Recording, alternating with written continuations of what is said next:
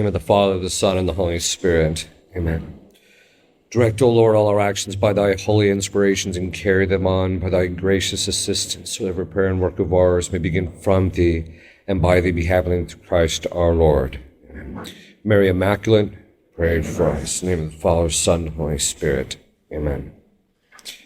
I mentioned that we were going to start talking at this conference is going to be on the virtue of integrity, which is something that you need to strive for.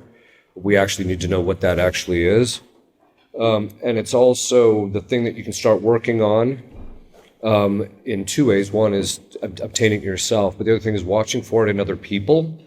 Because going forward, a lot of people mention to me, Father, who can we trust? Because nobody's telling us the truth, as I mentioned before. And so we're having a hard time finding out what the real story is, etc.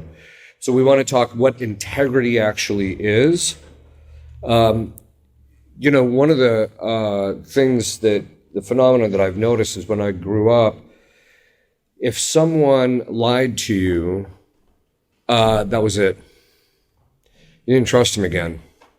And it took a long time for them to rebuild it. They had to habitually show that they were telling you the truth habitually and never lying to you again before you got to the point where you could actually trust them. We're going to talk about why that's the case and how people are not following that at all today. So the first thing we want to talk about, we have to do a little bit of philosophical groundwork, though, first, is what's called the principle of the integral good. And I do have a book on it. It's just called The Principle of the Integral Good. And basically, this principle states that a good is from an integral cause, evil from any defect whatsoever. What does that mean? It means that in order for a thing to be good, all of the parts of it have to be good. If one part of it is bad, that renders the whole of it bad. So, for example, if you see somebody who claims to be doing philanthropy, let's take a Rockefeller, for example. He's doing philanthropy and he's doing this stuff and it looks like he's actually helping out universities and things like that. But then you find out that his real intention was because in that process, he was teaching them to ignore all natural medicine and only do his medicine, which was actually use only his pharmaceuticals because they were derived from oil products. And so now that's why he was ultimately actually doing it. That's why Bill Gates has got involved in it for a number of different reasons too. It's because philanthropy today is a way to make a boatload of money. So for example, they laud Bill Gates for having given $10 billion for development of vaccines. What they didn't tell you is that he made $120 billion off of it.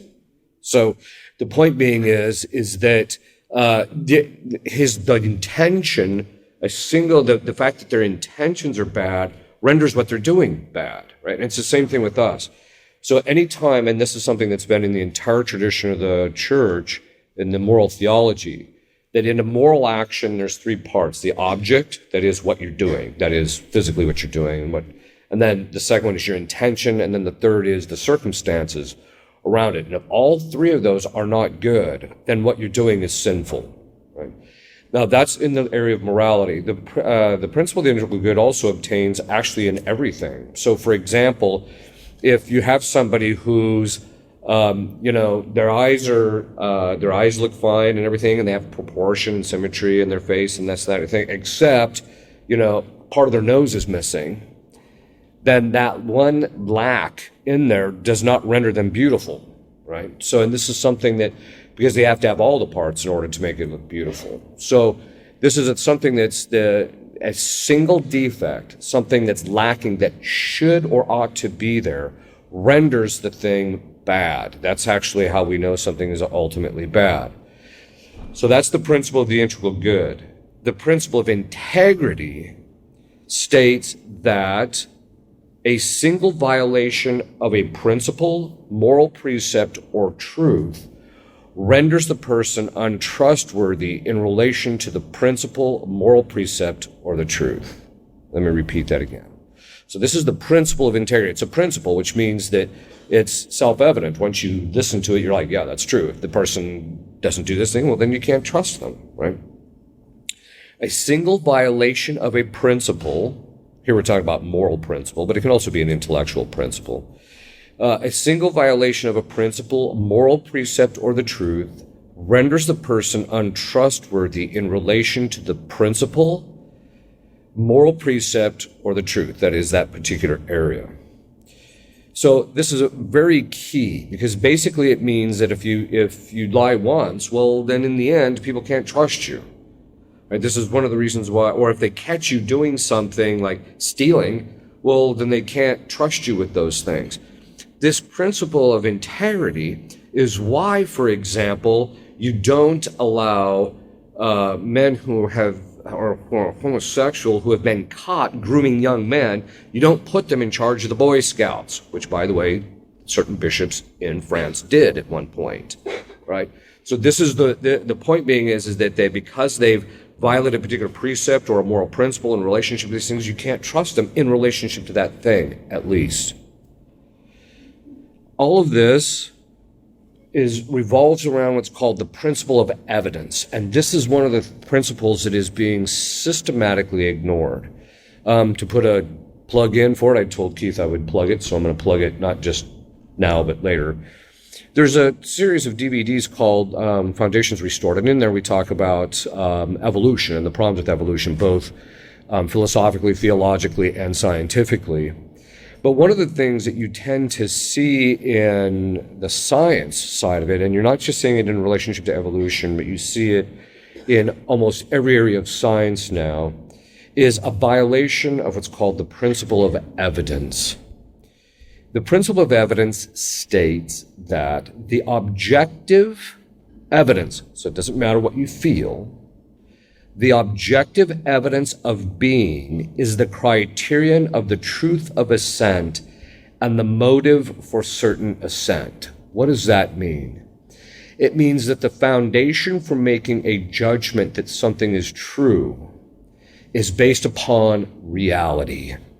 It's what the reality actually is should determine the truth of my assent. There's variants of this principle. Whatever is objectively evident is true. So when you hear a politician say something like, you might have the facts, but we have the truth, you know there's a disconnect, right? So, and this is the point. Why? Because truth is, in fact, reason knows truth is based on, if they tell you that, the grass is green, or they tell you the grass is purple and you're looking at it and it's green, well, you know, because why? Because it's the thing. It's the reality that determines whether what I think is true or not. Not how I feel, not my speculation, but it's the reality that determines that. So the thing, in the condition of evidence, this is another variant, the thing, so it's reality, in the condition of evidence is the measure of the truth of judgments. So what I judge to be true in my intellect has to adhere to the thing, not the other way around. So something's not true just because I think it's true. It's true if and only if my thought adheres to the way the thing is in reality. Okay. There is another aspect of this is there is no argument against the evidence. So that's one of the things we're seeing now. For example, it's mostly a peaceful protest. Meanwhile, in the background, the thing's in flames. Right? Sorry, it's just not working for me. All right? Because it doesn't work for anybody with reason. The fact that they're doing that, or the fact that they think that, or the fact that people have gotten to that point is a sign of mental illness. Because mental illness, the hallmark of mental illness is a disconnect from reality in relationship to at least something. There cannot be any inference contrary to the facts and it be true. So if something is contrary to the facts, it's just not true. This is where evolution comes in to be a problem, because there's all sorts of evidence that they specifically ignore in order to maintain the theory of evolution. An explanation or a hypothesis must take into account all of the evidence. That's a key thing. If an explanation or a hypothesis or a statement is going to be true, it must take into account or be able to account for all of the evidence. If it can't account for all of the evidence, or there's evidence contrary to it, then the theory is either in part or in whole, it's false. Okay. A single piece of evidence contrary to a hypothesis or theory renders the hypothesis or theory either false, in part, or in whole. So when they tell you, oh, it's mostly a peaceful protest, and then you see this, or, they say, well, excessive government spending isn't causing inflation, things like that. Sorry, the evidence just isn't there, okay? Or the evidence is contrary to that. And this is ultimately rooted in what's called the principle of sufficient reason. So the principle of sufficient reason states that the existence of a thing is accountable either in itself or in another. But to put it more colloquially, you can't give what you don't have. If I don't have $1 million, I can't give you $1 million. Although the government does seem to be able to kind of create money out of thin air. All right. Okay. This is connected. So the principle of evidence, and so this is something in which, why is the principle of evidence so key? Because the evidence does two things. The first is it is the criteria for the conformity of my mind. I must conform to this thing, to the reality of the situation, if I'm going to know the truth. And so the reality becomes the standard. And that's what the principle of evidence is. The second and so if I have thought that's contrary to the reality, then I know there's something wrong with what I'm thinking. Okay, and I gotta stop, put that aside and figure out, okay, what's the reality? Whereas today, people are so driven by their appetites, they're constantly trying to make reality fit who and what they are and what they think. We see this even in relationship to, I've lived in various countries, and I can tell you one thing. When they say the United States is a racist country, they have obviously never lived in Europe. I mean, so the racism over there is far more extreme than it is here. Okay. Not that we don't have a problem with racism, and that's actually been one of my real beefs about this, constantly playing the race card. What happens is then when racism really does occur, nobody pays attention to it. It's the crying wolf problem. So then there's what the principle of integrity, therefore, is basically rooted in the principle of sufficient reason. So the principle of integrity flows from this. A single falsehood or act contrary to God's laws renders a person untrustworthy in relationship to that truth or law. That's the principle of integrity. This is why you have to go to purgatory. God's not going to be in your presence if you're going to be not trustworthy in relationship to a specific thing. That's why you got to go to purgatory, get it all purged, and it says, okay, now I can trust you. But in this life, we have to realize, one back thing with principle of evidence. The other thing is, the evidence determines the degree of certitude I have about a proposition. What does that mean? We'll see this when we're getting, I'm going to just mention it. I'm not going to get too much into it. We'll mention this when we get to the Ukraine war, Russian war. We have no clue what's going on over there. I'm sorry. The news media is painting this picture, but this is the same group of people that systematically lied to us for 2 straight years. Why would I trust them? We don't have sufficient evidence to even know what's really going on over there. And then part of it, even though people have all sorts of opinion regarding the matter, that's part of the actual difficulty, but there's all sorts of things in which people are coming to conclusions of which we don't know enough to be able to conclude that. There's some evidence, but the evidence, we don't have enough evidence to be able to have certitude in our judgment, because it's the evidence that is not only that my mind is the standard to which I have to conform to, but it also tells me how certain I can be about something. Okay. The word integral means necessary for completeness, essential, or whole. St. Thomas Aquinas refers to integrity as something that is undamaged. It's intact. It's undiminished or unimpaired in its condition, completeness or soundness. Another definition of integrity is integral is a property of every being inasmuch as it has all that its specific nature requires. Okay. Nevins, in his Moral Catholic Dictionary, defines it as a moral wholesomeness of unusual honesty or uprightness. What integrity essentially is this. To have the virtue of integrity, now sometimes they would translate, you've heard me probably talk about this, it's called the virtue of honeste, or honestia, depending on where you see it. But it's basically the virtue in which in every single thing a person does, he always looks to see what's the right thing or the virtuous thing to do, right? And to reach that, you actually have to reach a certain level of perfection. People like to think, well, I'm good-willed. Well, sorry, there's a lot of times you're not doing that. Whereas, so that's honesty where you're always looking for the good, whereas integrity is you never choose the bad. There's never anything that you're doing that is contrary to what is true and good, but it's the same thing, but looked at from the opposite point of view. You don't choose what's bad. So in the Old Catholic, in the Oxford English Dictionary, it's defined as having no part or element separated, taken away, or lacking. So somebody who has integrity, there's nothing lacking. And by this we mean in their moral standing, in their relationship with you, that what they're telling you, there's nothing lacking in relationship to that, that you know that every time they talk to you, they're going to tell you the truth, regardless of the pain involved, etc. This means that one lie, and the person's integrity is destroyed.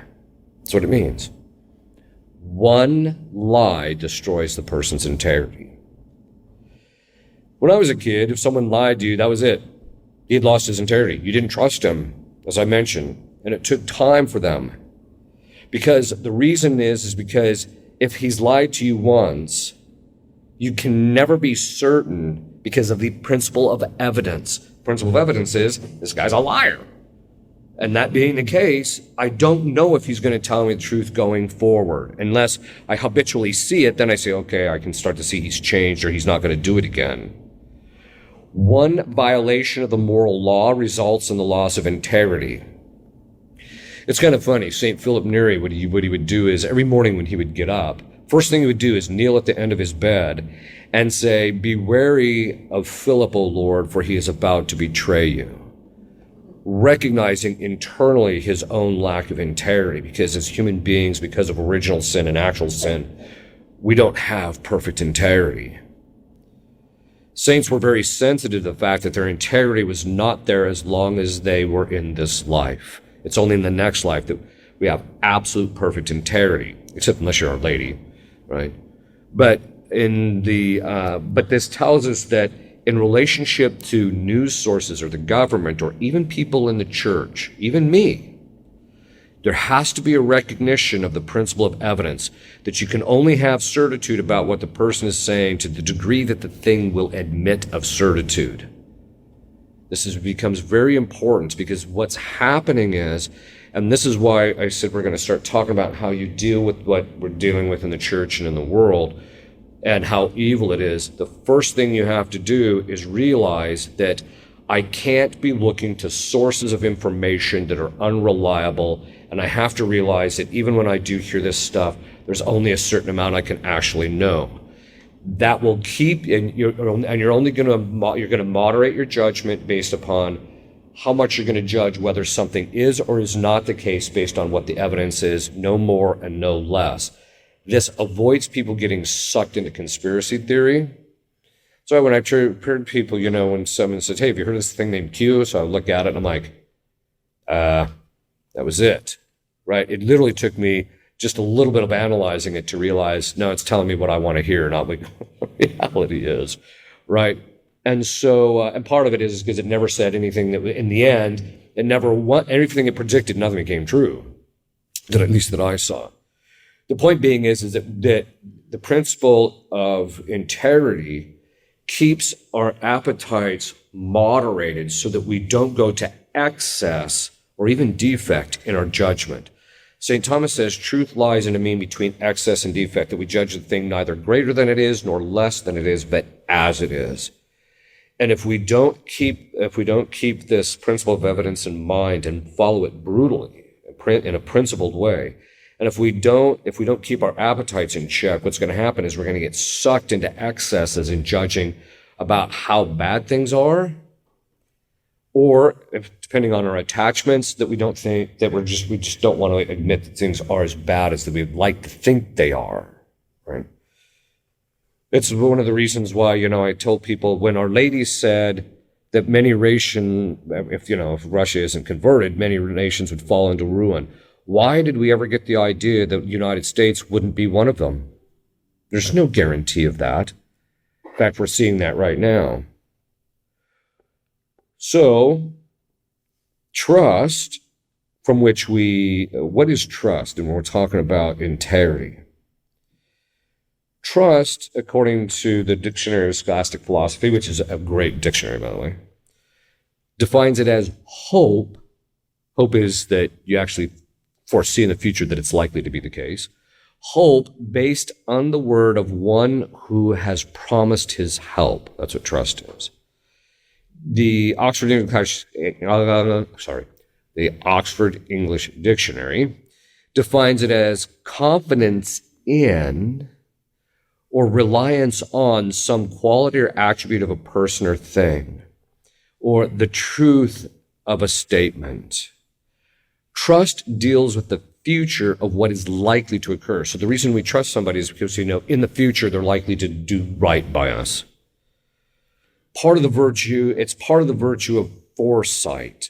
Foresight is the virtue of prudence in which a person looks at the past and then they conceive, based upon what's happened in the past, this is likely to occur, what's going to happen in the future. Basic prudence says that someone who does not have integrity cannot be trusted. It's not whether we want to trust them or not. It's whether they can be trusted or not.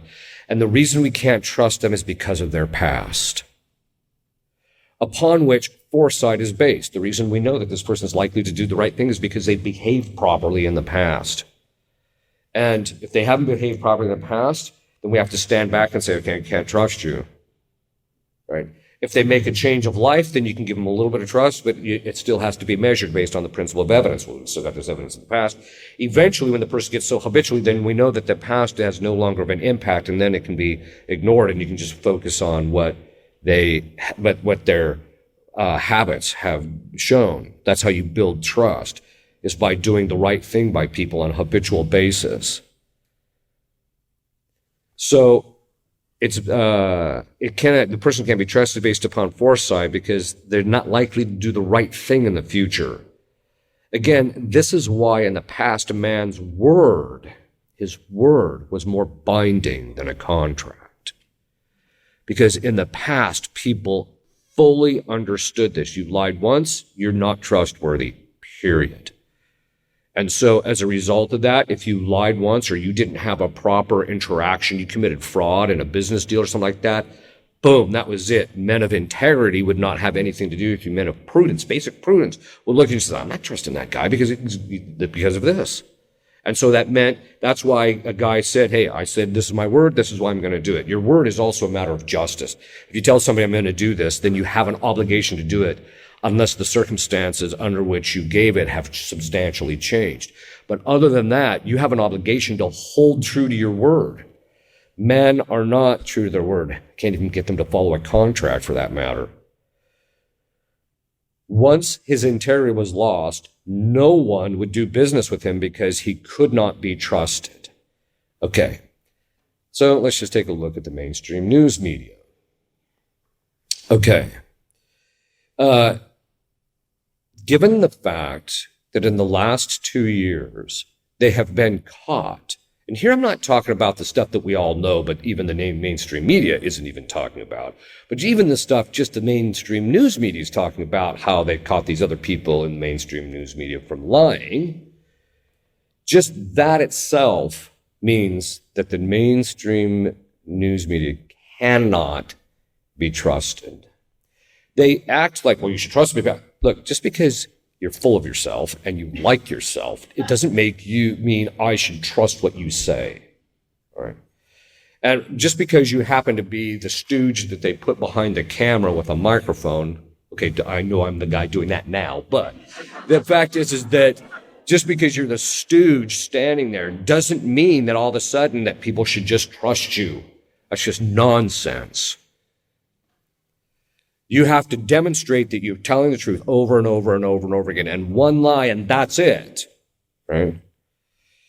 They systematically lied about COVID. Systematically. They used fear-mongering on a number of people dying when statistically that year there was no difference than the previous years on death. They're all dying from COVID, all dying from COVID. Well, look, getting run over by a motorcycle like the guy did in Florida isn't dying from COVID, sorry. Right? And so, but this is what they were actually doing, the numbers. So the numbers coming out of the government, the numbers coming from the mainstream news media meant that they were untrustworthy. By the way, if everyone, that they say statistically died from COVID actually died from COVID, then we should actually welcome COVID, because that meant nobody died of heart attacks, cancers, flus, or anything else. So in the end, you might as well just let COVID have its way. All right. The point being is that the fact that they skewed the numbers and they were doing these things was a sign that they can't be trusted. Getting caught showing Italian, and so this is the other thing, they got caught more than once showing Italian hospital footage and then telling us that the hospitals in the United States were overwhelmed. Meanwhile, if you actually dug a little bit on the internet, you would actually find people who were going into those very same hospitals and showing, look, there's nobody even in here. So the fact is that they were lying about that. Doesn't mean at certain places there weren't a lot of people. It just means that they were trying to paint this picture. They have been, they might have been in some places I mentioned, but it's generally not true. They have been, so the point being is we all know this. I'm not telling you anything you don't know, but there's something I want you to recognize. It means turn the television off. Turn these people off. Stop listening to them. If someone had lied to you or took advantage of you in the past, the first thing that you would do is put distance between you and them, but people aren't doing it. They'll still turn on things like Fox News, which quite frankly is better than some, but it's still got the same problem, right? They have been guilty of the nonsense. The news media has been guilty of various aspects of the ways in which you can be an accomplice to someone else's sin. For example, the third way that you can be an accomplice to someone's sin is by consent. That is, when someone tells us that they are going to do something or asks for our permission and we give consent to them doing it, right? So we know that they've been guilty of consent because of the fact that they have been when people in the government or certain other things do certain things, they're going right along with it. Or by provocation. This is when you press people's buttons. This is the fear-mongering. They're provoking people to make them fearful. Or provoking people by, showing them these riots. And say it's because of the fact that, we're so racist. This is why these riots are going on. No, the riots are going on because George Soros is paying for them. That's why they're going on. All right.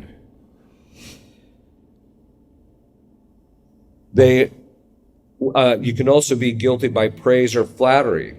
You see this when Obama and Biden have been in the office. They praise them before they even did anything. Obama gets the Peace Prize, and he hadn't even done anything. And then within, 60 days, he was bombing people.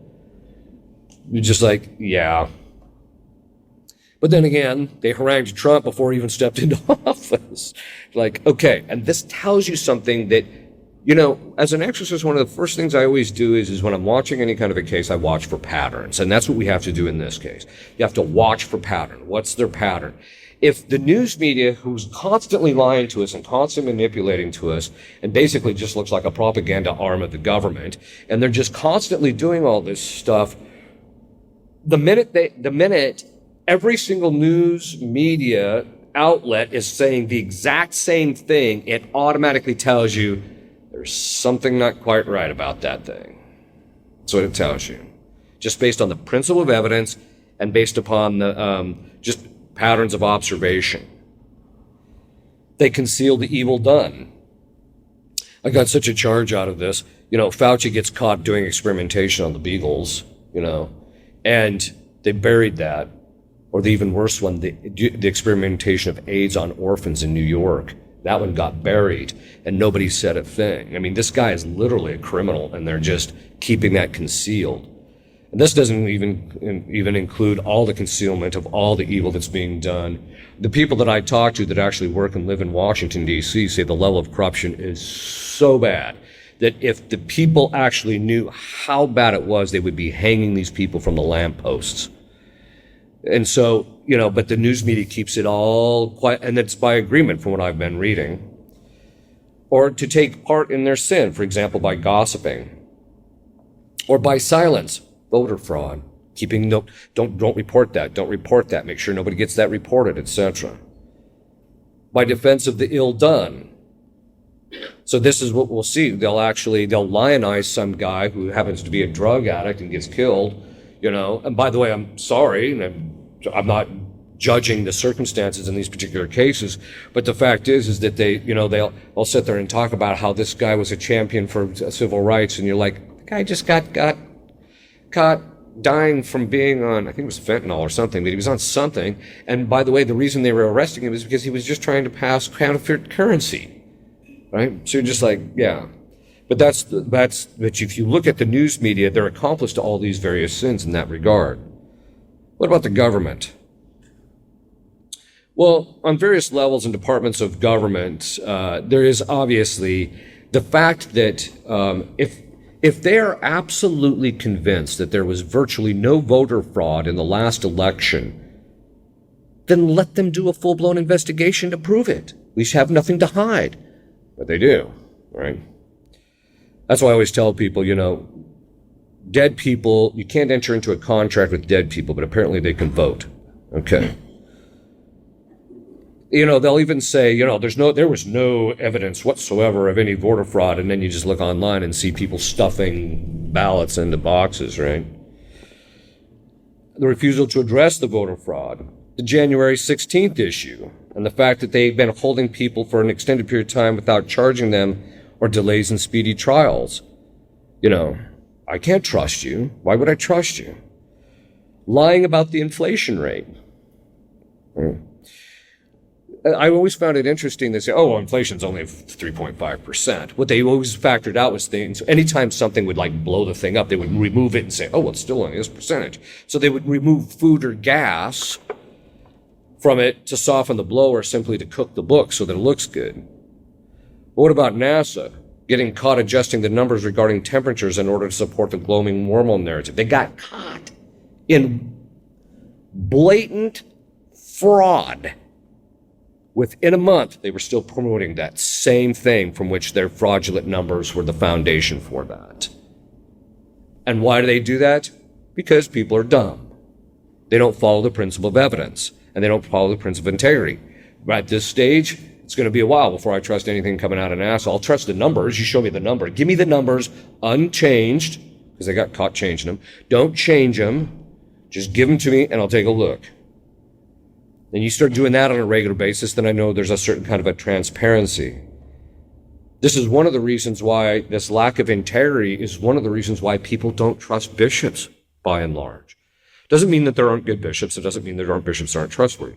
What I'm saying is that a lot of the bishops got caught, moving priests around and this and that during the pedophilia thing and doing all sorts of nefarious activities, quite frankly, and there was a lack of transparency. I used to tell people in the past, this was 30 years ago, it's not a good thing for the church to be airing out its dirty laundry, because all it does is scandalize people and it doesn't really address the issue.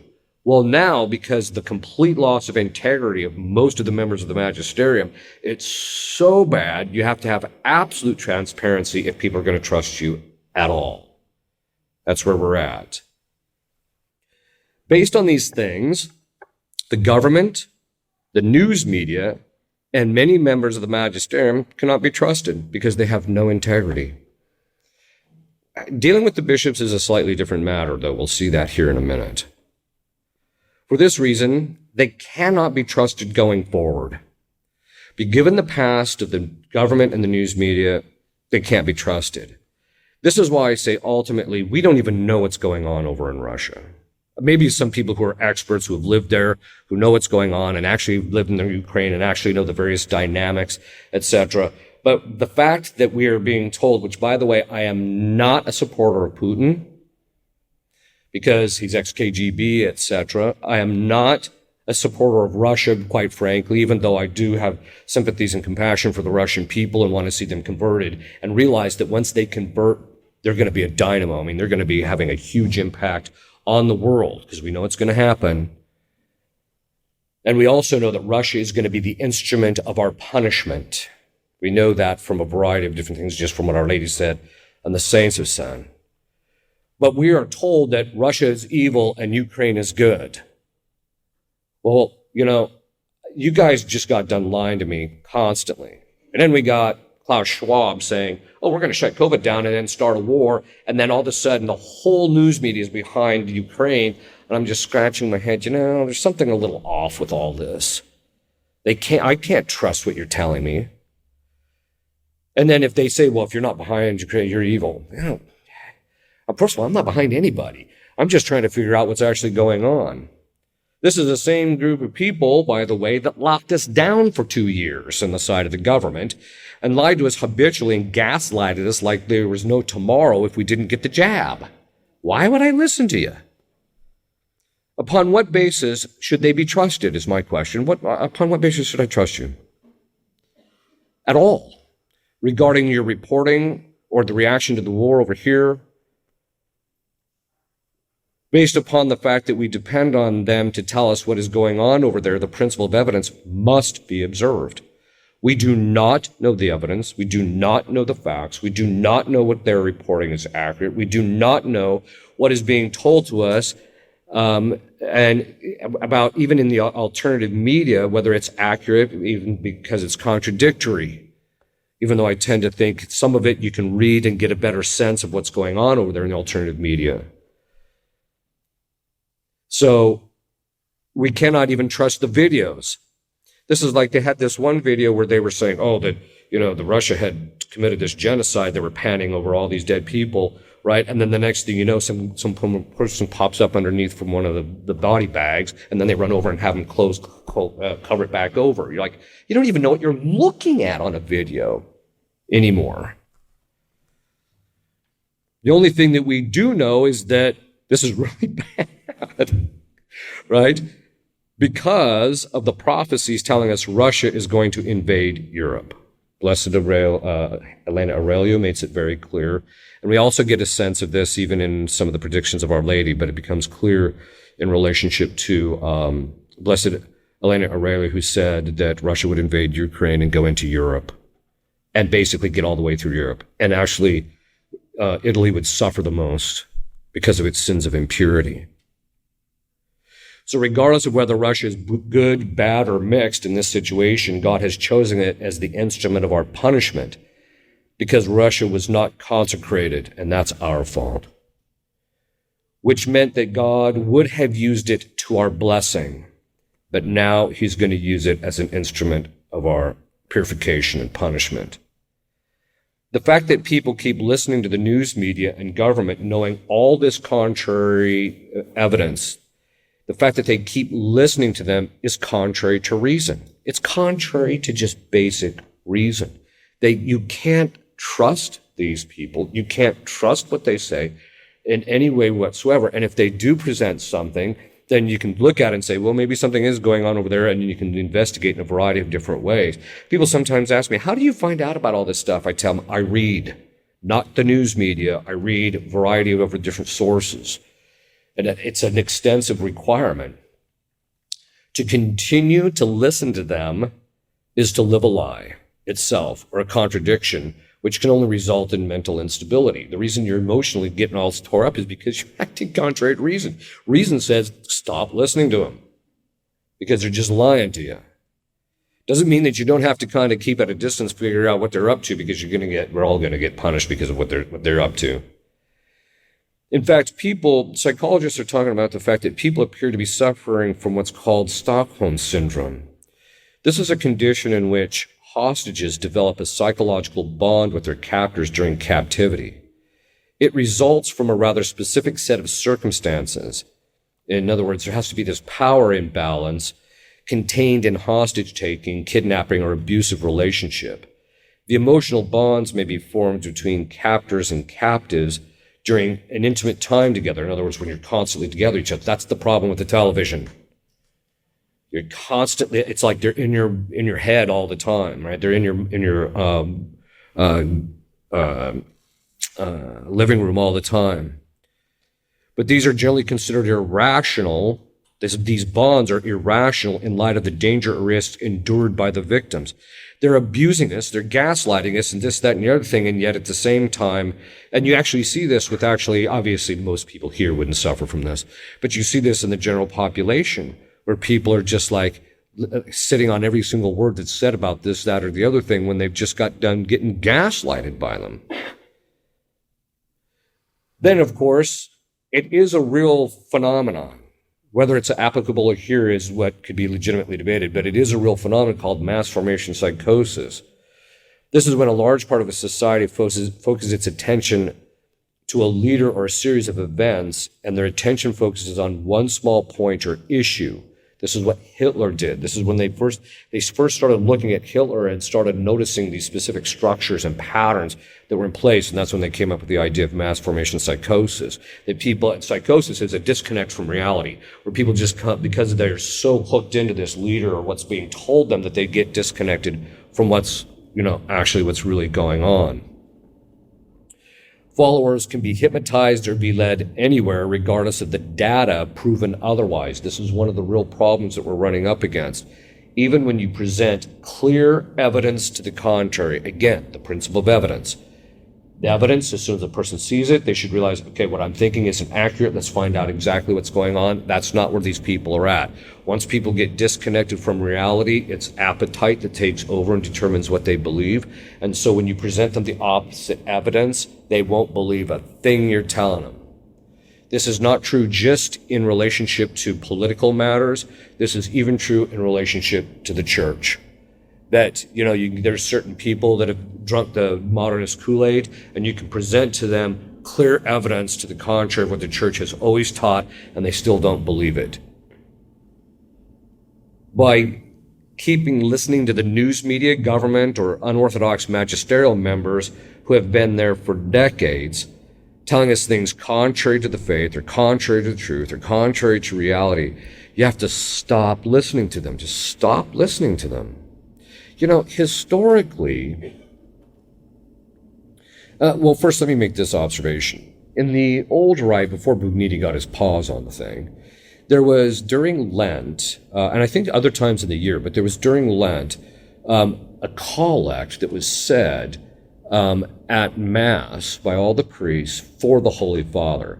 And I always tell people, the fact that prayer is very efficacious is proof in this one fact. We removed the prayer for the Pope, but nobody ever pays for the Pope, and then we wonder why he starts acting like a nut. Well, it's pretty clear to me, we got to start praying for him, we got to start praying for them, we got to start praying for the magisterial members, and then this stuff will start to come back. You have to stop listening to them.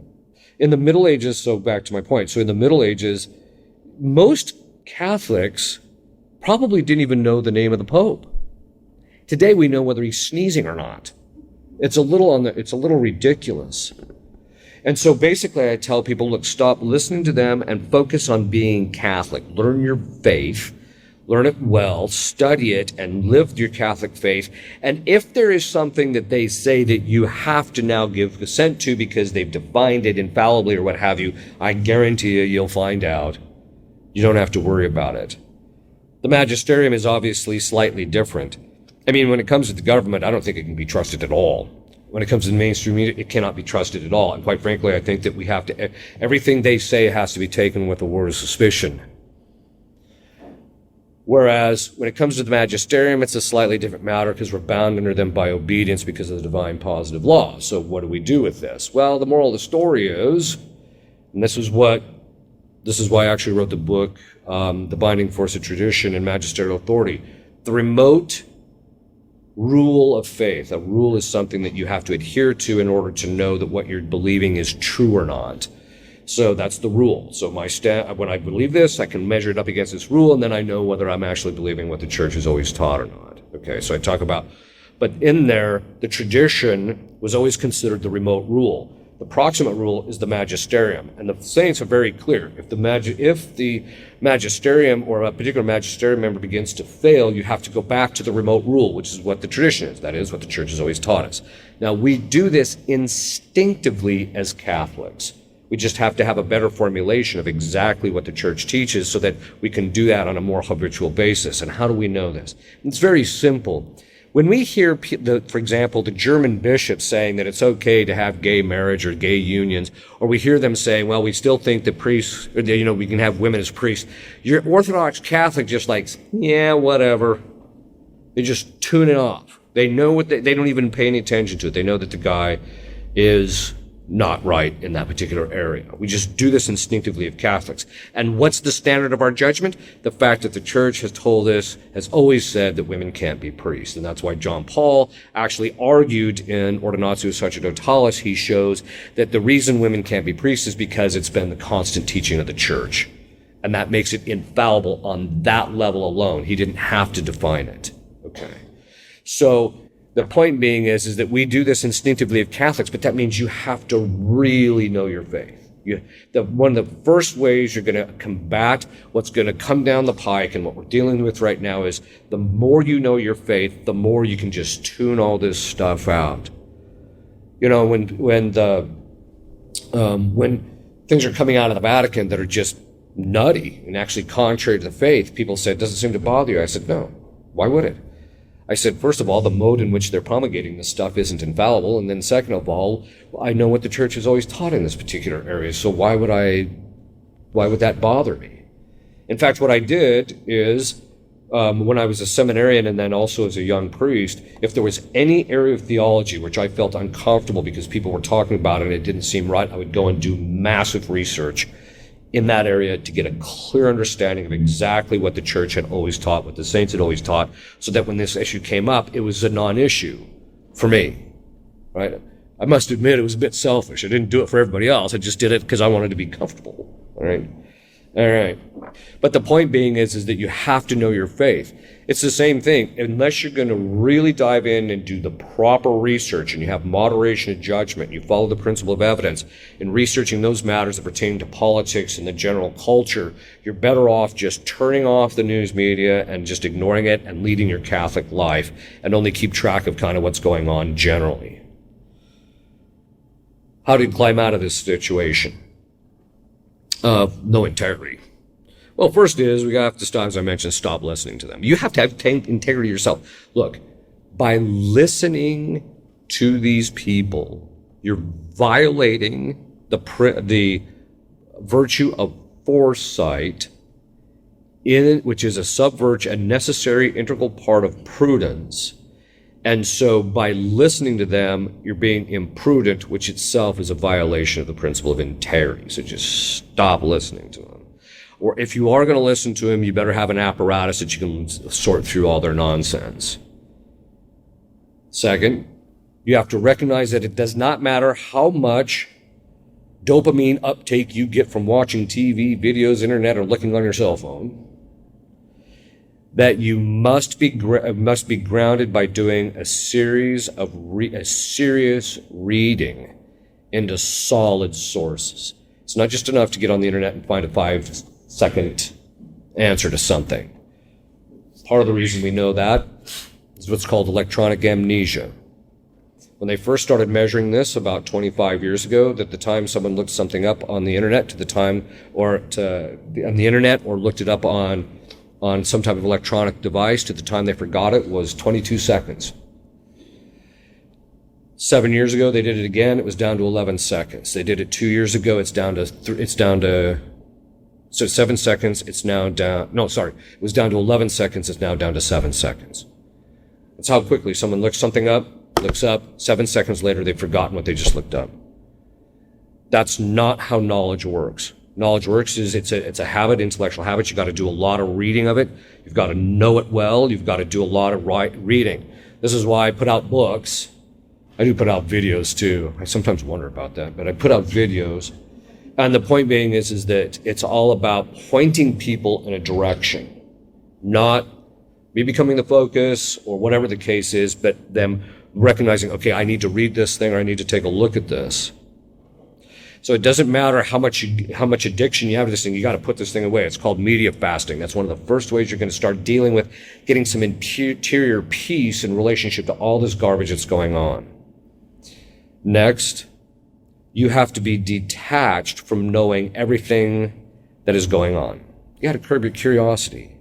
Who cares what Johnny Depp and his wife exchanged in their marriage?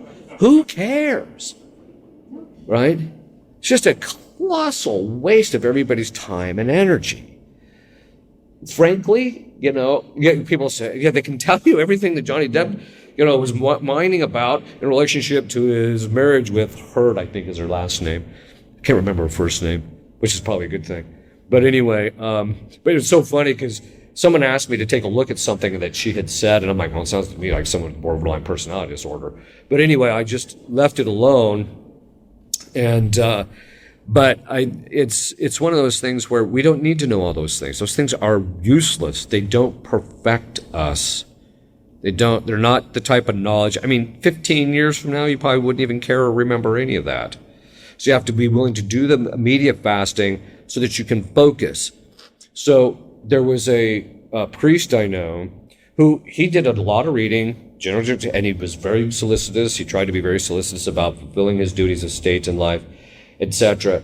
And but he, at nighttime, from time to time, when he would get tired, he'd just kind of watch videos or take some look and stuff on the video on the internet, etc. And it was wholesome stuff. It was good stuff. It's stuff he would learn in relationship to it. But at the end of the year, it started to dawn on him that 2 hours a night was a total of 730 hours a year that he could have been reading. He put the whole thing aside, and now he's just plowing through work after work after work. Okay. You have to learn more about your faith. You really have to know your faith well. It's just not enough.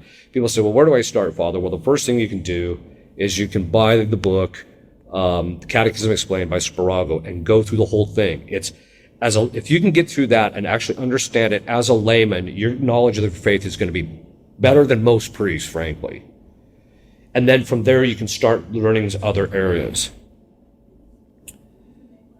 It's just called The Catechism Explained by Spirago, Spirago.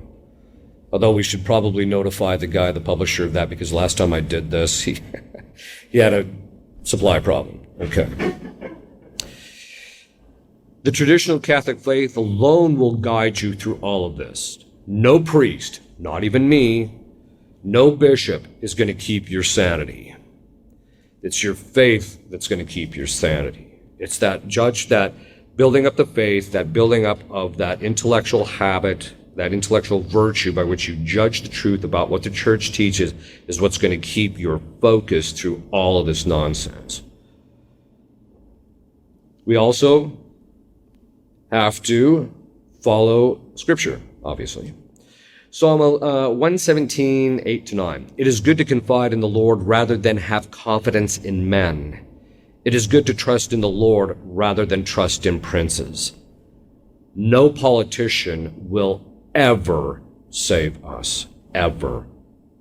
So one thing, he will not get this country back up off the ground. He will not get it straightened out. He will not. In fact, it's the violation of this very scriptural passage is how the Antichrist will gain ascendancy, because people will turn to a prince to save them. And so no politician can get us out of this mess. It's too extensive. So you have to stop hoping that somehow or another, if we just get the political situation straightened out, things are going to be fine. It's not going to be fine. It's too beyond that. We're too morally collapsed among the citizenry for the politicians to be expected to do the right thing.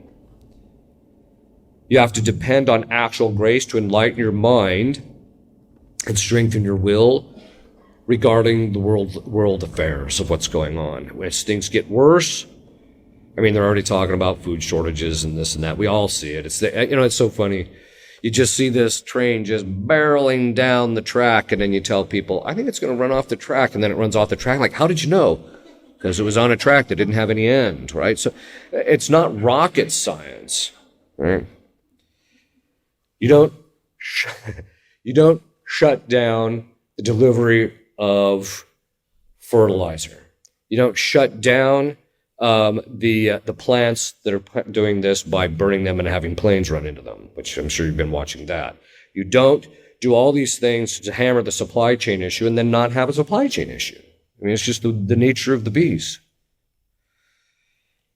So yeah, but you have to actually depend on actual grace to enlighten your mind about the world affairs. God has to guide you through grace, not through impressions, not through your emotions, not through how you feel, not I went to prayer and God told me, you've got to God has to enlighten your mind through grace. And then lastly, you have to be brutally principled. You have to be principled. Because why? It's only when a person is being willing to be brutally principled morally and spiritually and even intellectually are you going to keep your sanity away from, because you're going to be following intellectual principles and therefore be sane, to avoid the insanity that's going on, that's trying to be put into our minds. It's the only way that you're going to keep the course when things get really ugly, because they're going to get really ugly. We're just now starting to see how bad this thing could easily get. I mean, it's very, very possible we could end up in a situation like they are in Shanghai, where there are literally people jumping out of buildings because they're starving to death because the government has them locked down, right? And so we don't think that could happen here. Quite frankly, I think some of the people in our government would be willing to start murdering people or putting them to death or putting them in concentration camps tomorrow if they thought they could get away with it, just by the way they talk. They talk that way, right? So the effect is that we have to be brutally principled, because what's coming is going to be very painful. In fact, the line, I don't know if it was Blessed Elena Aurelio also said, she might have been the one to say, I think it might have been her, but she said, after the chastisement, the living will envy the dead. It's going to be that bad. And so people have to be willing to be brutally principled, to stay the course. What does this mean? Well, part of the principles, spiritual principles, is suffering well. Stop complaining. Stop looking at all this stuff. Stop doing this. And start exercising interior discipline and control, and getting that as a habitual thing, so that when it does get this bad, you can stay the course and your interior peace will not be affected. Okay. That's just one set of things you can do. In the next conference, we'll talk about more. So if you'll kneel, I'll give you a blessing. Benedictio Dei omnipotentis, Patris et Filii et Spiritus Sancti, super vos et manet semper. Amen.